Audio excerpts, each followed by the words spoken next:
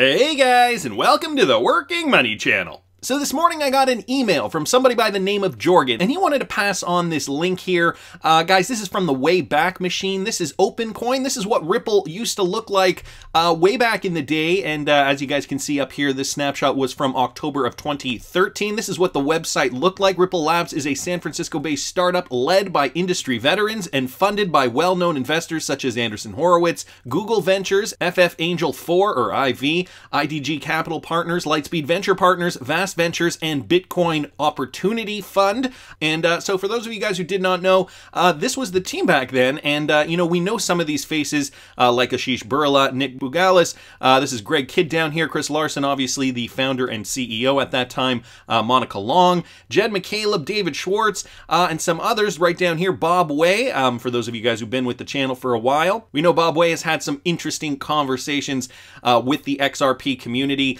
but he no longer works at Ripple.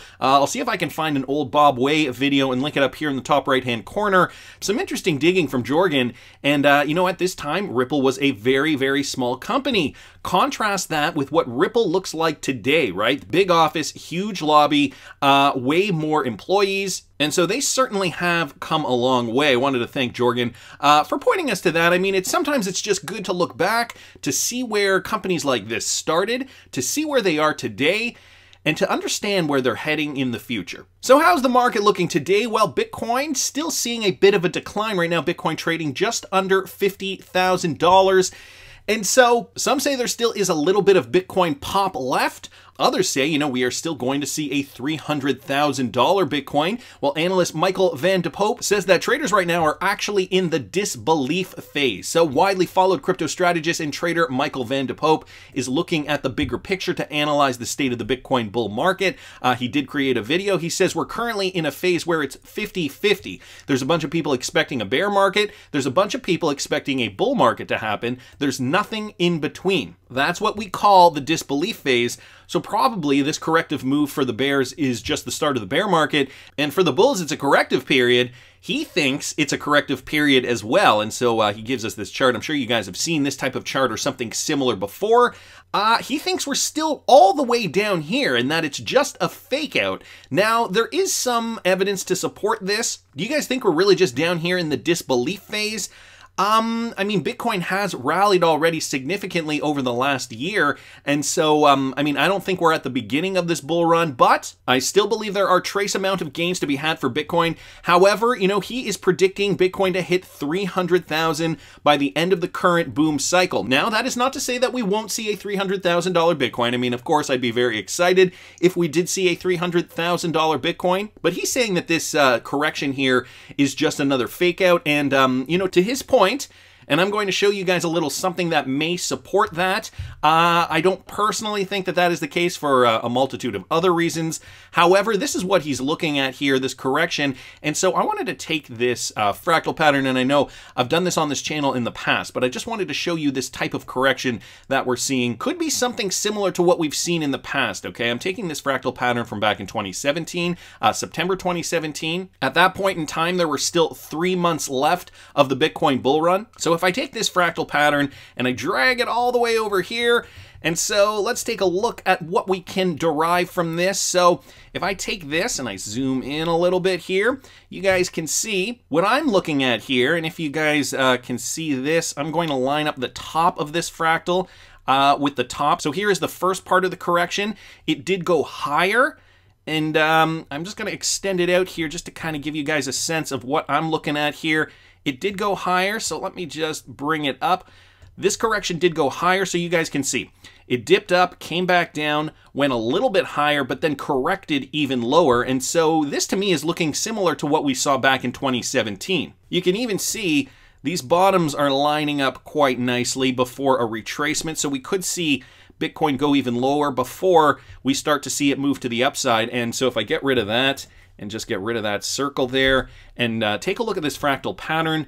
Put a horizontal line there to kind of line up the bottoms there. That would bring us right into this level of support that we saw for Bitcoin back in late February, early March, which would bring Bitcoin down to about $46,000, $47,000 per BTC. So it is quite possible that we are seeing something similar to this. And so, you know, if I bring up a Fibonacci and take a look at if we were to line up the 0.236 right to the top here of this trend, which is what happened in the last bull run. You guys can also see, let me take that off auto, the top full fib retracement level would bring us right up to about 300,000 per Bitcoin. And so I'm sure this is part of why Michael DePoppe believes Bitcoin will go to 300,000. That would mean great things for the altcoin market. Let me just bring up XRP real quick here. And XRP, right, trading at about $1.08, still kind of coming back down. We did see XRP retrace right back down to 91 cents. Okay, down and around here before we saw that move back up all the way to $1.17.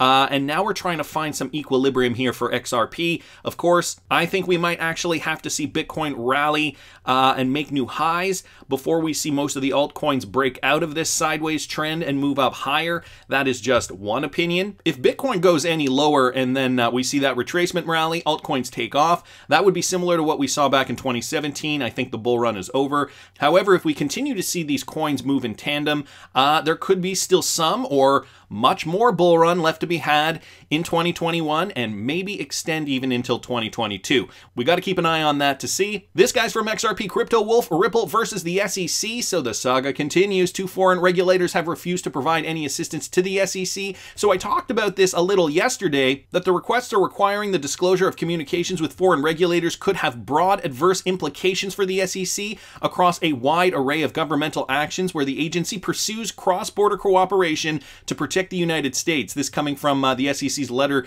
to Judge Netburn, and that's what they stated. The SEC also highlighted that the defendants still have access to all the documents obtained by them and a full opportunity to challenge their admissibility in court. There is no reason to prevent the development of a fully factual record, the agency added. The SEC was approached by foreign regulators through voluntary requests. In fact, the regulatory body went on to point out that its requests for assistance does not cease with litigation, with the federal rules not mandating it to turn over privileged materials. And here is what their letter continued to say. Since the start of discovery, the SEC has issued 11 requests to 9 foreign regulators, covering approximately 20 entities, so this is more detail with regards to this, and their affiliates. The requests seek assistance in obtaining documents from 14 digital asset trading platforms, 5 companies that Ripple claims use XRP in its so-called on-demand liquidity, and 1 investor that purchased XRP directly from Ripple and its affiliates. While 2 foreign regulators have refused to provide any assistance,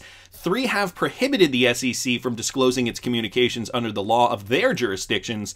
What's more, one stated that such a disclosure is likely not prohibited. It's worth noting, however, that the SEC later withdrew the request and is awaiting a concrete response from the remaining regulators. So, you know, some of these guys not even willing to cooperate. I saw this guy's on Twitter. This is Kevin Kennedy. He just submitted his FOI request with the FCA about the information requested by the SEC enforcement on Ripple under their MOU. I think they have 20 days to respond. We'll keep you posted on this. So I believe he was requested to turn over some information in the past weeks. The U.S. Security and Exchange Commission has required your assistance under the Memorandum of Understanding to gain information about Ripple Labs from UK registered companies. Though I appreciate the nature of the data provided by the UK companies is confidential, I would instead request to see any information, including correspondence from and to the SEC about the SEC's request for information. Furthermore, you could provide information on whether the FCA have actively enforced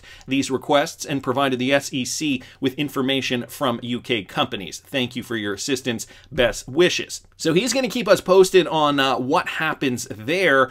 Interesting to see, you know, other people within the XRP community sharing information with the XRP community regarding this lawsuit. I feel like this is the first time this is definitely the first time I've ever been involved in such a collaborative effort when it comes to a legal situation here. The XRP community certainly hasn't disappointed, I think, and you know, it's lucky that we've got guys like John Deaton, you know, spearheading parts of this movement. And so, Kevin Kennedy, I look forward to hearing what the update is. Another observation here brought to us by Chesty Puller's Ghost here on Twitter. Has anyone else noticed the connection with the number 22 in the lawsuit? Well, you know what? I actually did a video a couple of months ago with regards to this, and, you know, my observations at the time with regards to that number 22, I will link that video up here in the top right-hand corner. And so I thought I'd bring this up again. The number 22, what does it mean? The number 22 is considered as one of the most powerful numbers able to turn all dreams and desires into reality. The number 22 is a number of precision and balance. In its full capacity, this number is a master builder, which means that it provides the power to achieve almost impossible things. And for those of you guys who think it may be a coincidence, well, I mean, it might be. December 22nd was the day the SEC charges Ripple, and then February 22nd, Ripple heads into virtual court, according to legal documents filed by the district court. We also have the date of March 22nd, and so, you know, I did that video a couple of months ago, so there were even more connections with the number 22. I urge you guys to watch that video if you didn't catch it, but even up until March 22nd, which was only 1 month ago, this is when Judge Netburn, I believe, gave her understanding of what XRP was. And so, you know, a lot of connections here. Ian Northing also pointing to this. I mentioned this in the video that I did, that sign behind Brad Garlinghouse that actually lights up the words 2022. A lot of interesting connections, including the ISO 20022 implementation. I mean, I can't remember them all. I do urge you guys, again, watch that video if you didn't catch it. Sip of Ginger Ale here, also mentioning XRP is 22 in gematria as well. Makes you wonder. So with regards to the case, guys, another phone conference between Ripple and the SEC is scheduled for April 30th at 10 a.m. And so now there are 4,000 slots. And if you are in the US, you can call this number. International callers can call this number. There is an access code here for those of you guys interested as well. And so I'll leave this tweet in the description of the video if you guys want to check out that information. I wanted to move on to this, though, guys. This from XRPCRYPTOWOLF. Ripple CEO Brad Garlinghouse says central banks should get involved in crypto. And the Federal Reserve is working with MIT to explore the feasibility of a digital coin. Brad also mentions that Ripple is working towards supporting NFTs. Now, just the other day, I did a video just yesterday, I'll link that one up here in the top right-hand corner, which talked a little bit about the Flare networks and how they are, working with, or rather how a platform is now integrating with the Flare networks that is going to support NFTs. And Brad Garlinghouse himself is saying that NFTs are here to stay. Let me just go down here. The Ripple exec briefly touched on his ownership of a baseball card collection when he was growing up and how trading it was also associated with high friction. He said, when you talk about art, collectibles, music, there's a lot of use cases here that are very compelling. Garlinghouse is quite bullish on the future of such tokens and said that they are here to stay. What's more, the exec revealed that Ripple is already working towards supporting NFTs on its platform.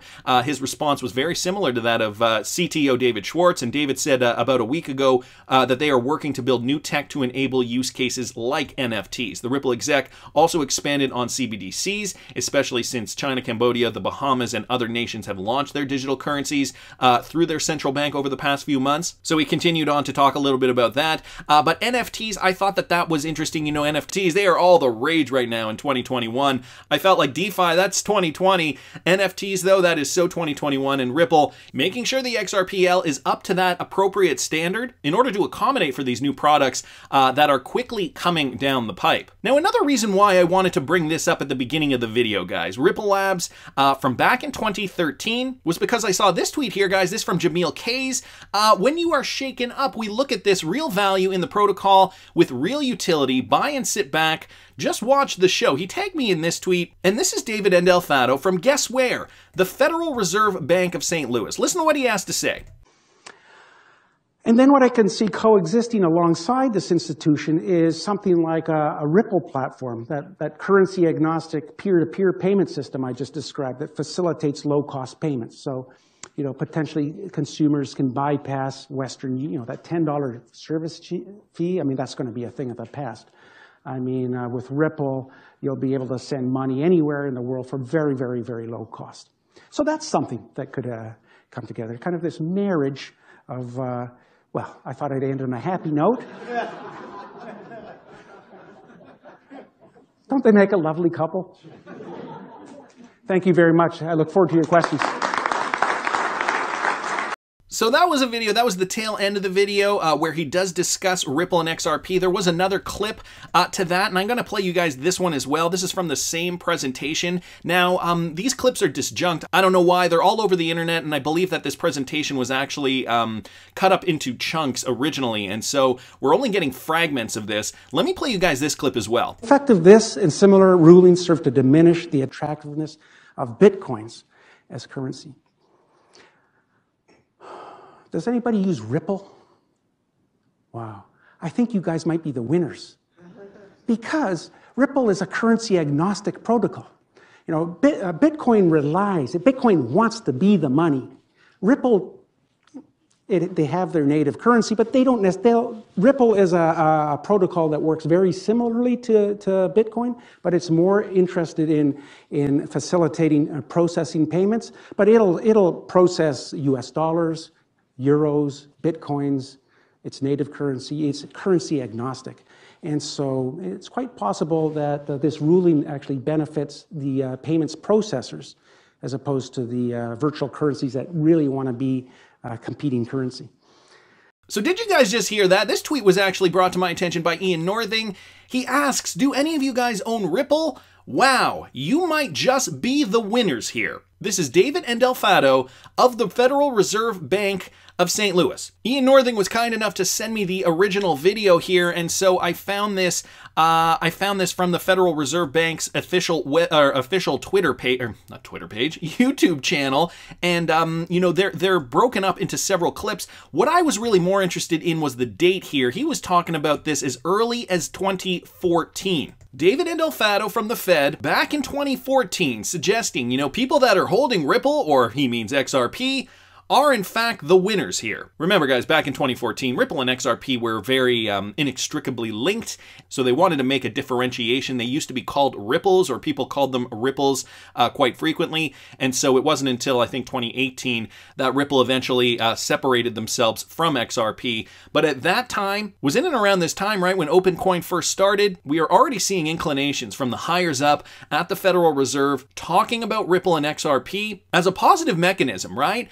They are not set up to be the money, but rather the facilitator of transferring the value of anything. David Endelfado knew it back in 2014. Let's also not forget, in a few short years, Ripple has become a company worth over $10 billion.